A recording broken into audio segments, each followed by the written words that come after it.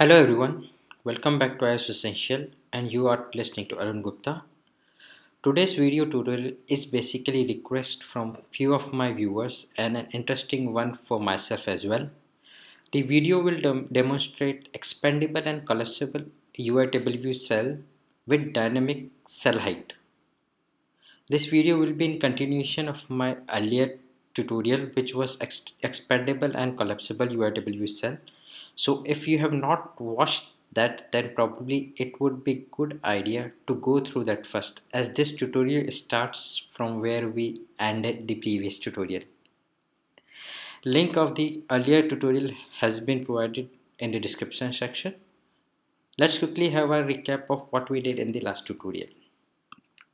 I'll just launch this Xcode and run the project in the simulator.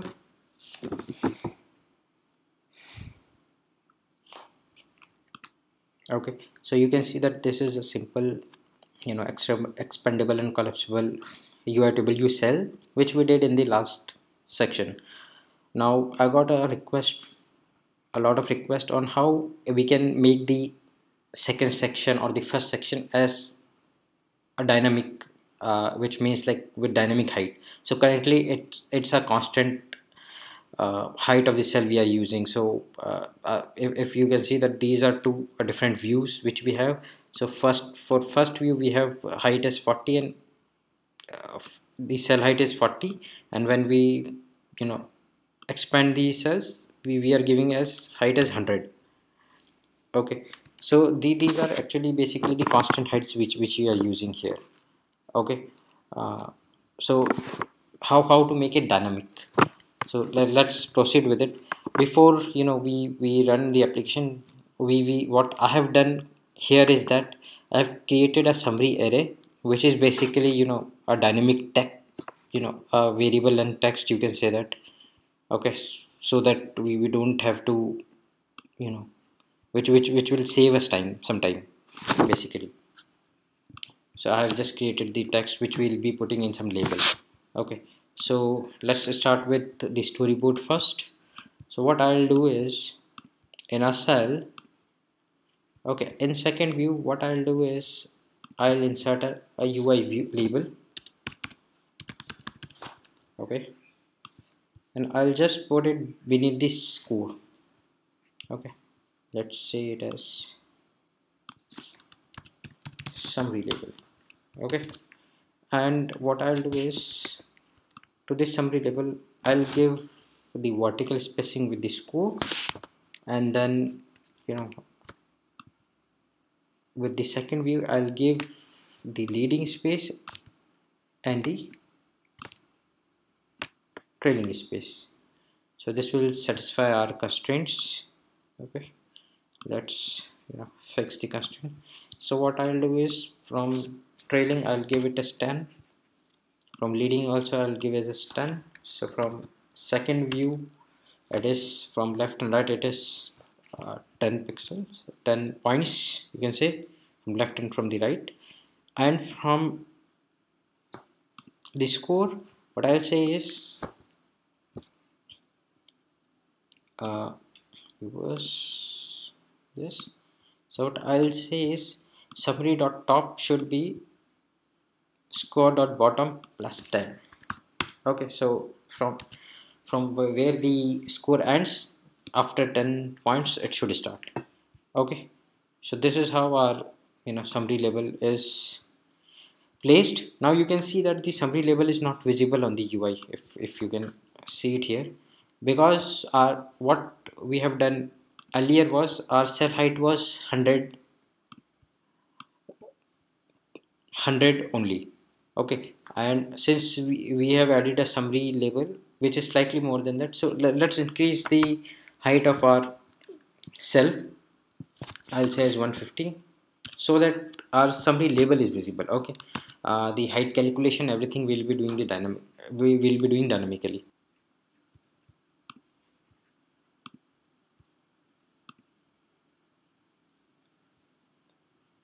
Yeah, so let's select the custom cell and create the outlet for the summary label. Okay, so I'll just drag it up, and I already have a summary label.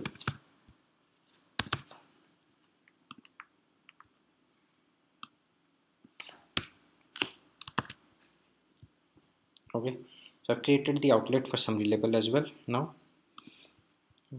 let's go to the code as well. Now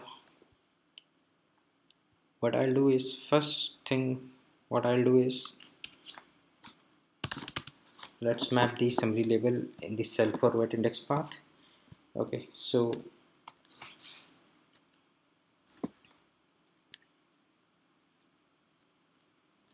what I'll do is, summary text is equals to summary array, which will be index path dot row. So here is how we are taking the summary text cell dot summary label dot text is equals to summary text summary array, or I can directly do this thing itself rather than creating a variable. And so this is how we have mapped our text with the summary label.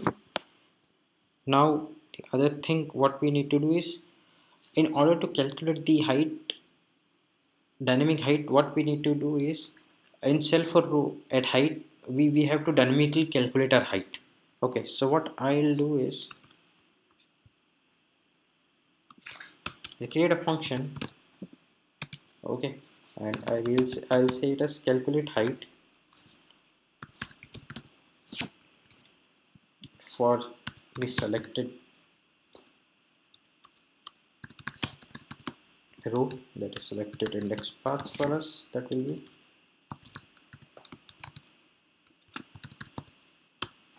and what it will do is, it will return the a CG float basically to the self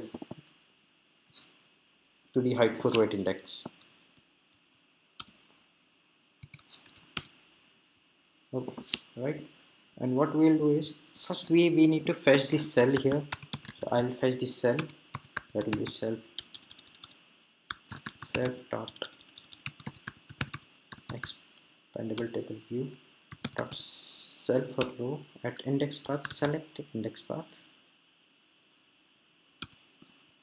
and it will be a custom cell. Okay, with that cell, what I'll do is, first I'll take the summary label text, and I'll assign it the text to it, because we need to calculate the height of the label. Okay, then since it should be dynamic and multi-line, we will set number of lines as 0 in this. Then what I'll do is, I will calculate the height of the label. We already know the width is already defined, so we won't, you know, we won't manipulate much on the width part. Okay, but if you have any such requirement, then you can look at that also.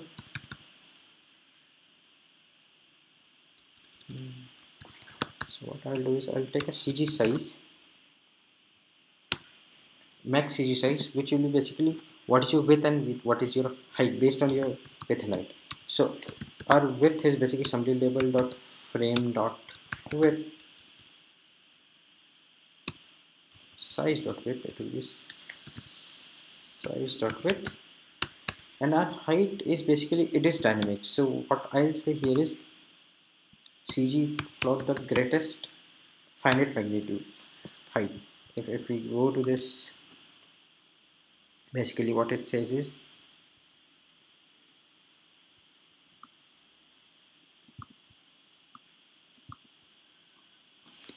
which is the greatest height which can this label can achieve. Okay, the value compares greater than or equal to all finite numbers at less than infinity. Okay, so this will be the max size of the text which can fit into the this label. Okay, now what I'll say is, what is the required size for my cell is basically cell dot summary label dot size that fits,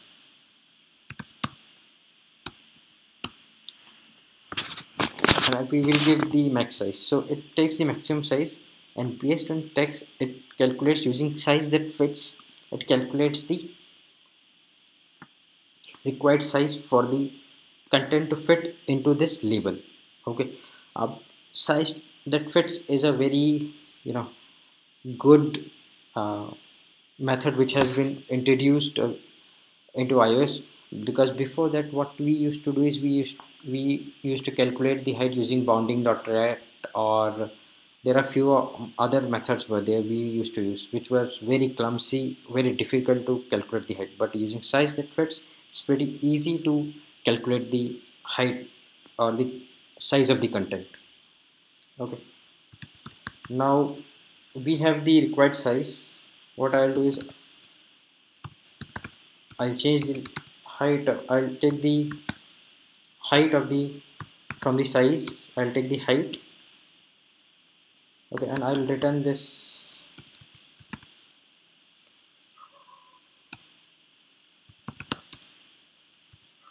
height.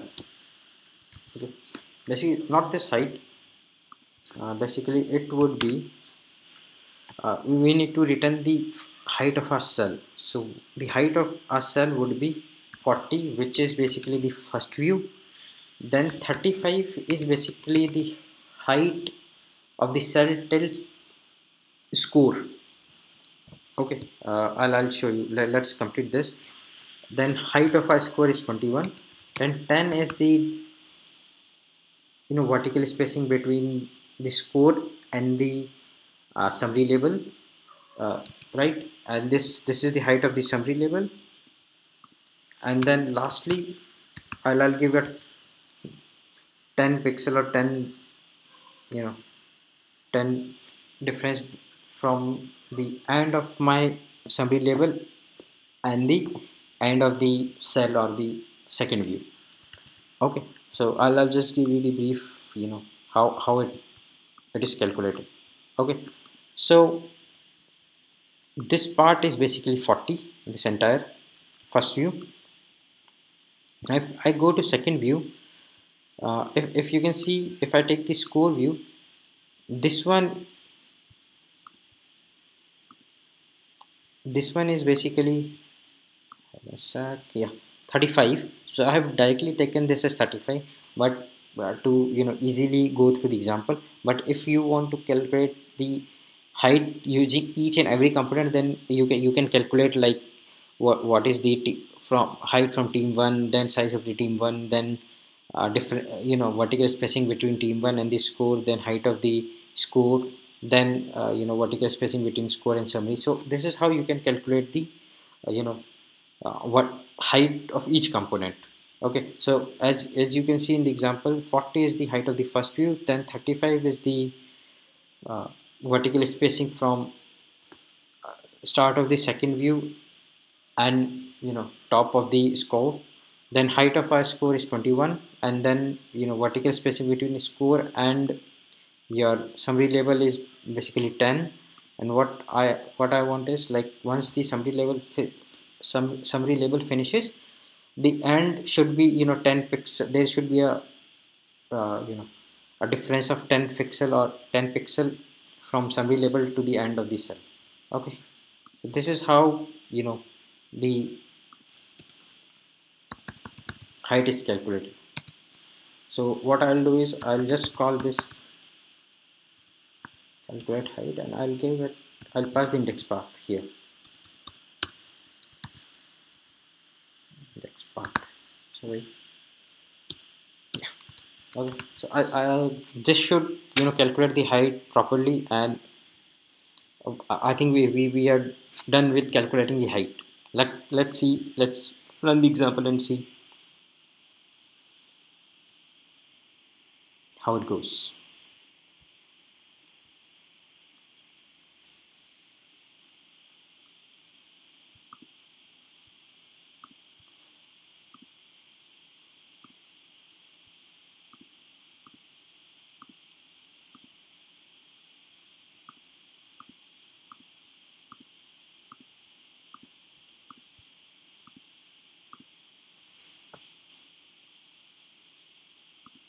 Okay, so you can see that automatically the height of the your cells are calculated based on the content of the view. There are a few more modifications that are required here, so I'll just go through that.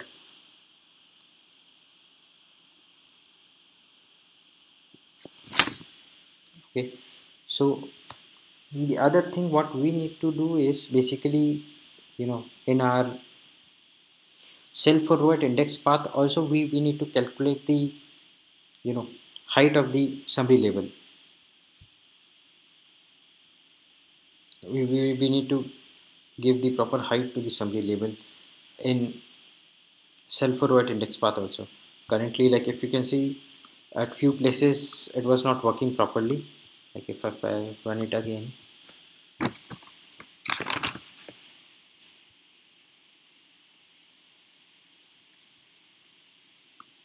see, you can see that when we run first, it is not taking the proper height of the labels, and even the animation doesn't looks good. If you see that the when we click on the third view, there is slightly animation which overlaps the fourth match, which comes behind from the fourth match cell. Okay, so let's calculate the uh, the label, the height in the cell forward index, correct frame we need to give in cell forward index. So for that, what I'll do is it will be using the same components which we did in calculate height. So let's create another method which will basically calculate the label frame.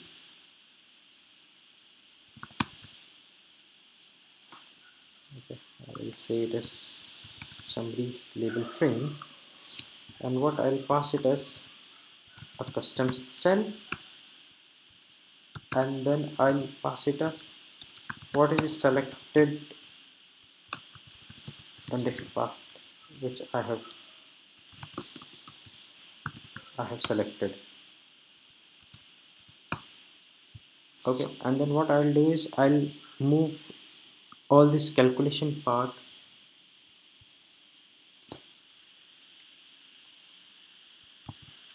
over here.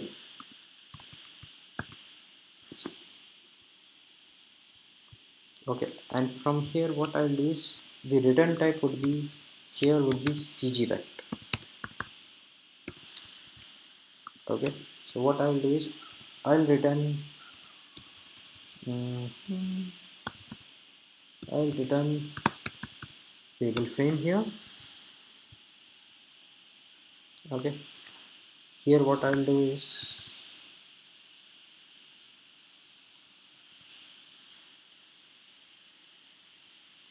this cell dot summary label dot frame would be self dot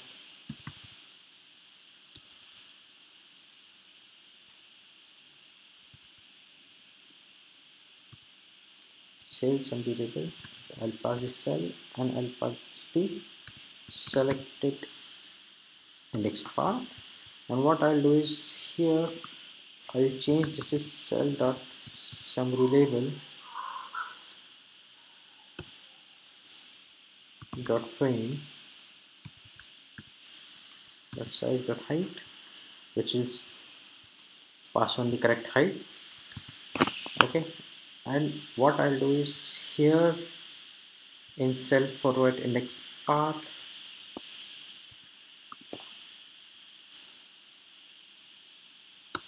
I'll do is cell dot summary label dot frame. That is what I need. The frame is self dot cell. I pass the cell. I pass the index path here. Okay, so this probably should now calculate the height as well as the view of the summary label correctly with the correct height. Okay, right, so now at the first step itself, it has calculated the correct height, plus it has, you know, calc you know reframe the summary label correctly as well, second as well, the third as well, the fourth as well. So it is all calculating the height of the cell as well as the label as correctly. So this actually covers up our tutorial here itself, but there are few more, uh, quick tips or minor bug, you can say, which we need to fix it here. So you can see that when I click on third match, the animation is not, that intuitive. So if I remove this reload row, so I, try to play around this, and when I remove this reload row, it actually fixed the issue here. So let's see that. Mhm. So it fixes our issue, okay, but it created another issue here, which was, it gives a selection color to our cell when we tap it here, okay. So fix to that one is, what you need to do is, the selection style of your cell should be none, okay. So give it as dot none, okay, and let's rerun the project again.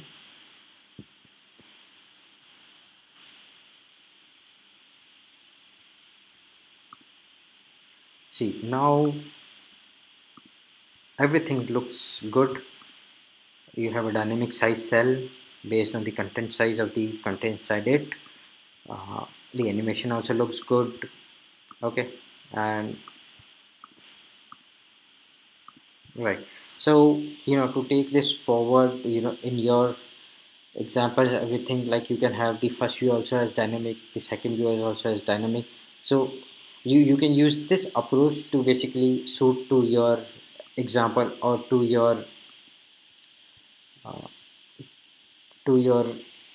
custom cell which we are using, okay. So basically the idea would be the same, the implementation can differ based on your uh, example, or based on your scenario, okay. So just to have a quick recap, what we did here is, we took a array with, uh, text, a lot of text into it for dynamic, giving a dynamic label, text to labels, so that we can have a different height labels, okay.